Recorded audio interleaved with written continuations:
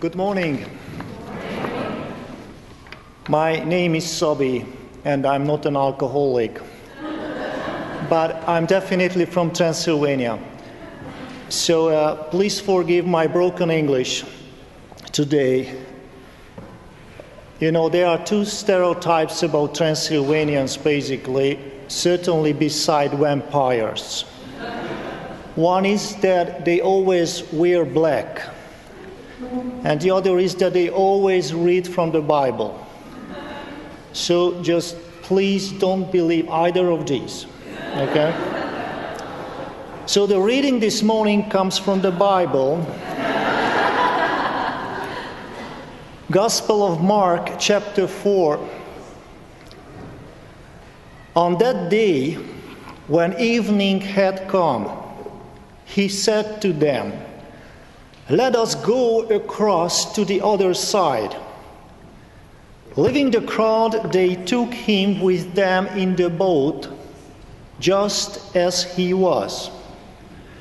A great windstorm arose, and the waves were breaking over the boat so much that the boat was already filling up.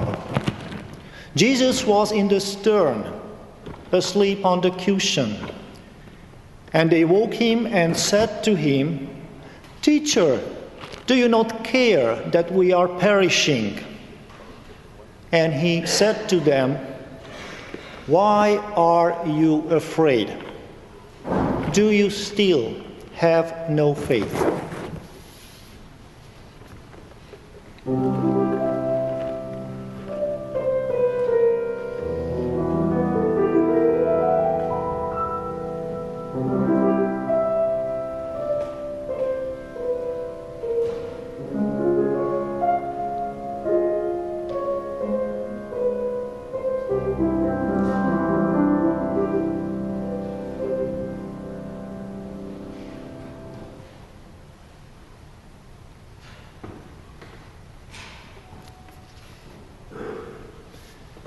Dear sisters and brothers, it is such a joy and such an honor being here. Thank you so much for having me here. And let me tell you, I was traveling around quite a bit. And this was the congregation I visited, and I felt this is my favorite one. So I went to Greg, and I told him, "Greg, I want to speak here to these people." And he said, "Okay." So I'm here. Thank you very much for having me. I am staying in Berkeley on the Holy Hill. And believe it or not, there is no television set in my room. And I still follow the shocking news of the world. My God, airplanes and bodies falling still from the sky in our neighbor country, Ukraine. Who cares anymore, isn't it? Ebola has broken out West Africa. ISIS still on the rampage. And we are at war again in the Middle East. But most disturbing to me in my line of work is the other invasion, and that's what I must call it, of Gaza. Another season of public indifference to the morally unacceptable.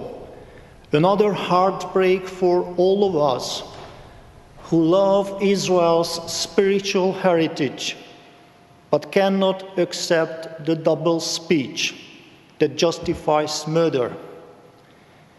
And here it is, Ferguson again. And it seems it's going to stay us for a long while. And can you believe in 2014 that every 15 minutes a magnificent African elephant is killed by poachers for its ivory? Well, for sure, there is still a lot to do. So much injustice, so much harm done to this beautiful earth. We do not need climate change. We need a radical system change. So much silent pain, so many creatures unseen and unheard, so many people who are failed by the system. In a word, so much to deal with, all on the other side. How possibly can we prepare for all of these? Being a biblical scholar, I was looking for something special for you this morning. I know it's going to be too much Jesus probably for you, but I try to make a way you might like it. So I was looking for something, especially on the end of the year. We are just about to cross another line. Something that most Bible readers would skim over. But isn't this one of the features that make us Unitarians and UUs so special, so unique? We pay attention to things that most people are not. We deal with issues that the mainstream culture hides as uncomfortable or troubling. A good Christian preacher would see in this story the miracle of calming the storm, the proof that Jesus was superhuman. But what I see with one of my favorite ministers called Robin Mayers, whom I follow here, is the miracle of being fully human. I see how this most radical man of all times, always ready to act, ready to cross sensitive social lines, always ready to get to the other side, sometimes even he had his moments. And they took him with them in the boat just as he was. I wonder if you got this particular line in the text. I missed it for all those ages, all those years. What is Mark talking about? It sounds that they are in a hurry and they need Jesus to come with them immediately. What is so urgent that cannot wait until the morning? And as one scholar put it, why is Jesus the one who announced the journey to the other side, to begin with suddenly casting this passive role? They took him with them. Sounds a bit like a toddler that you buckle up into the car seat as you head out. Shall we put his pajamas on him first? Oh, no, let not wake him. Take him just as he is. Didn't he say to go to the other side? Well, yeah, but look at him. He doesn't exactly look ready to go anywhere, especially not to the other side, which is, as we all know, Bible code talk for where the Gentiles are. Into that storm? Yes, right into that storm. The crossing over is always stormy. I wonder who taught these disciples this getting across habit. Being a historical Jesus scholar, I know for sure that one of the greatest counteracting social change activists of all times was Jesus. When he told those subversive parables, he took his listeners to the other side. When he allowed them to pick grain on Sabbath, and the authorities challenged him, he said to them, "So your rules are more important than your children?" Well, that's paraphrased, I know, but I think it's pretty accurate. If someone is hungry, God doesn't close the store and say, "Come back tomorrow." They are fed just as they are. When he called the bent-over woman out from the invisible back corner to the center of synagogue and called her on the unheard name, daughter of Abraham. Well, I think that was a stepping over the line. When he went into the temple and turned over the tables, he proved once and for all that anger management is not always the best approach. Sometimes you have to rock the boat and say, this cannot stand, as we do so often. Have you ever noticed that every human rebellion in history is called untimely? During the Reformation, when bonfires were illuminating the sky of Europe, Francis David was told to slow down and step back. He wondered sometimes, just as Martin Luther, King Journal, and others wondered, if they were ready, or the movement behind them was ready just as it was. But the Spirit was moving, and the Spirit does not care much whether we are ready, only whether or not we will go. But even the greatest souls get tired sometimes. With all honesty, the phrase "just as he was" simply means tired. From teaching and healing all day, if you read what comes right before this story, I think it means exhausted. Today we might wonder if he hadn't shaved, having a 5 o'clock shadow, which probably makes no sense since everybody had a beard. But what about snoring? Honestly, I don't want to be disrespectful, but I really wonder if Jesus snored.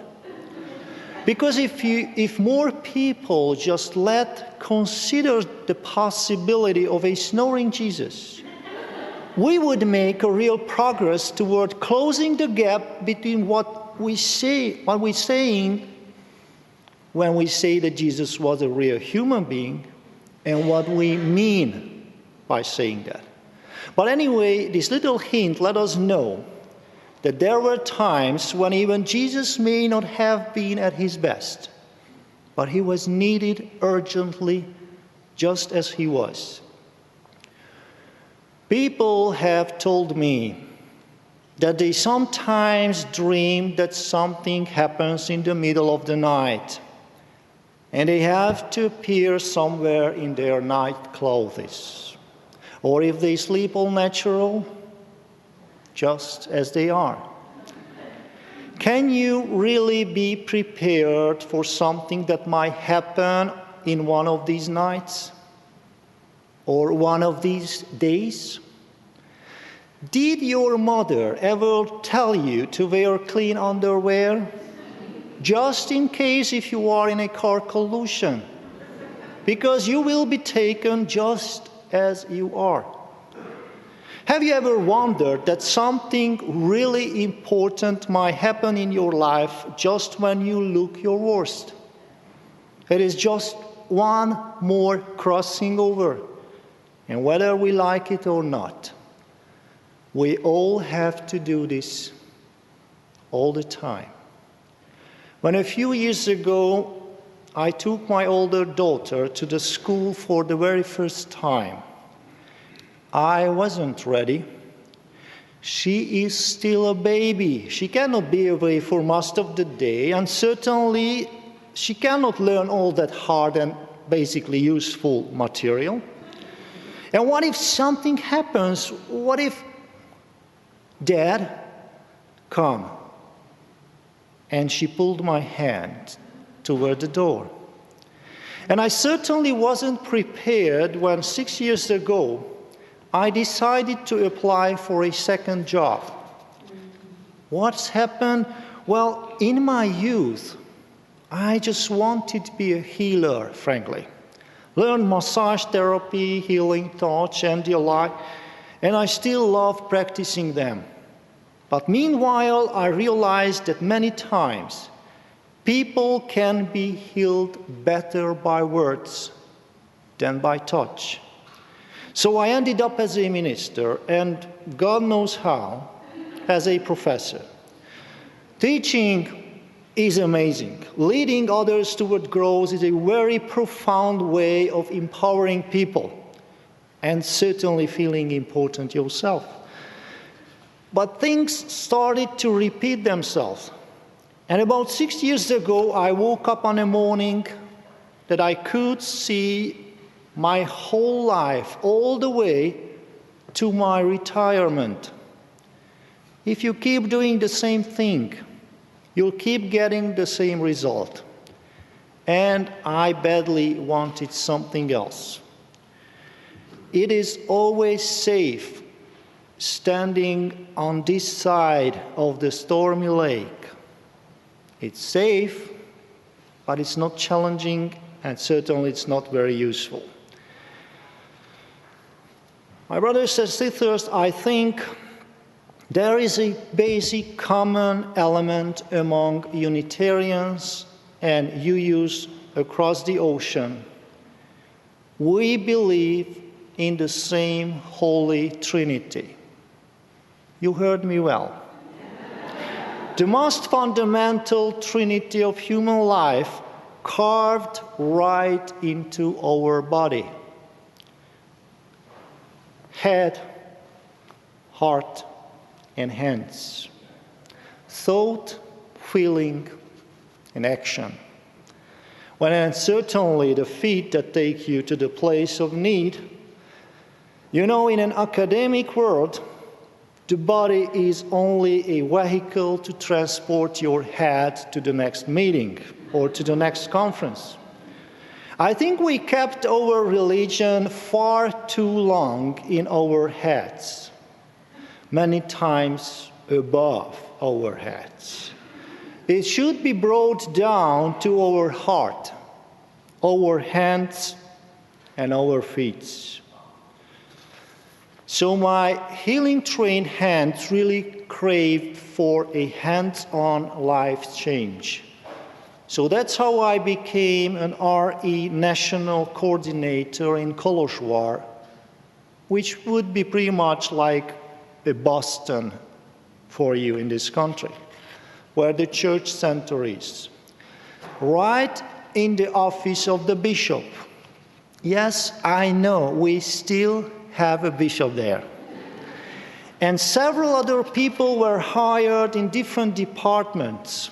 And I must tell you, there is a revolution in Transylvania, a Unitarian awakening, a breaking through, to use some of the terminology of our evangelical friends.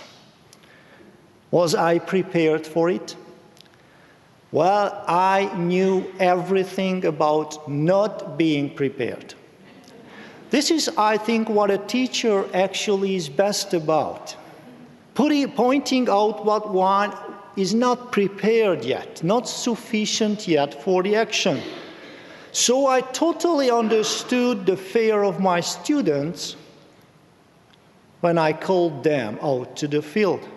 I even heard my earlier voice back from them. We came here to learn. We are not ready yet. What should we do? You learn in the process. The way leads you. The practice teaches you. You are never ready.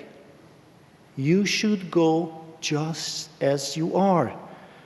You mean into that storm with youth? Yes, right into that storm.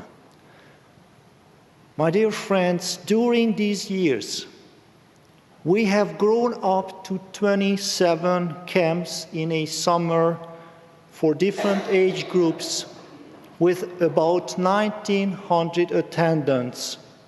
We organized 18 adult education weekends on a regional level, about 100 attendants each. We wrote youth songs and just published a CD with 45 songs. And right before I came here, 450 youths were singing with us during one of those concerts. And I must tell you, it was very difficult leaving them behind. Did I feel like Enos when I jumped into this stormy lake? Absolutely not. What I learned is that everything is history in the making. What I learned was that what you already have is always enough. God, or whatever name you use, doesn't need you to be anything more to bless you and others by you. So please stop crying over what you have lost and thank God for what you have left, because that is always in us. And surely we haven't been ready on an organizational level when last year the parliamentary committee proposed to change the current marriage law in Romania's constitution, which describes marriage as a consensual union between spouses, to the more restrictive form, describing it as a union between one man and one woman alone. They called all the bishops and other religious leaders to support this change by signing it. Previously in Kolozsvár, we had one of the most difficult consultations ever with the bishop.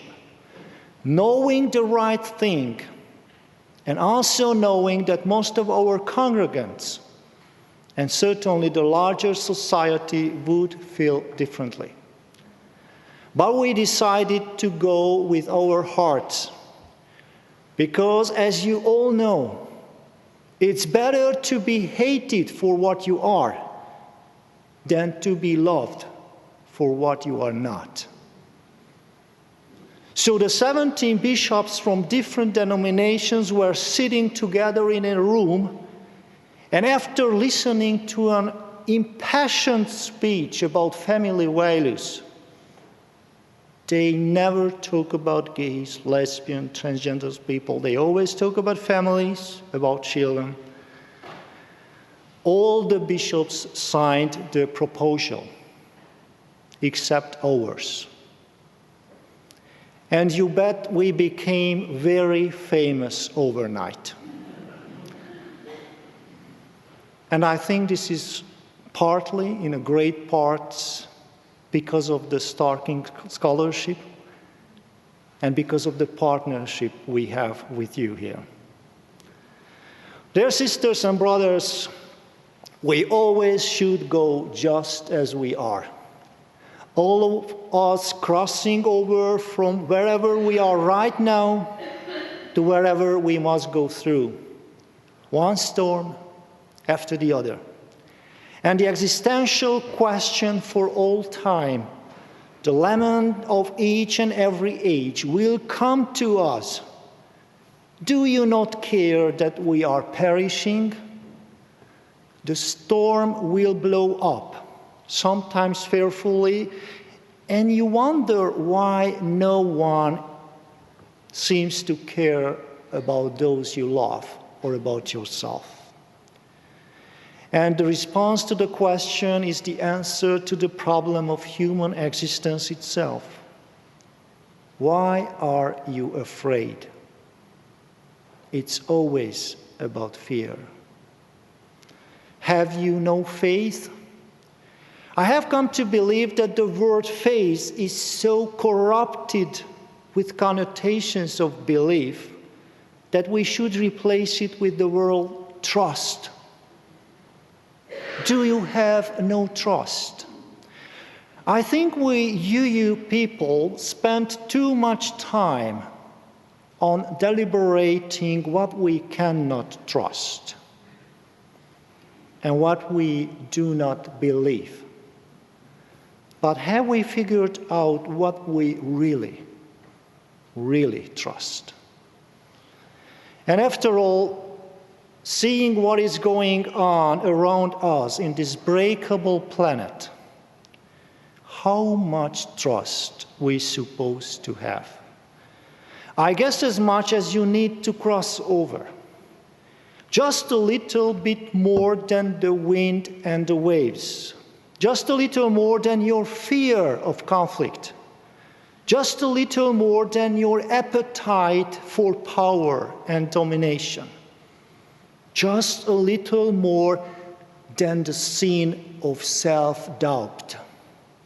Just a little more than our fear of death. That's how much you need to cross over. To cross over where your new life is. To cross over to where the Gentiles are, where the hidden minorities are, where the silent pain lives, where the hopeless days search for meaning. Right into that storm? Yes, right into that storm. Just as I am? Yes, go just as you are. Amen. Blessed.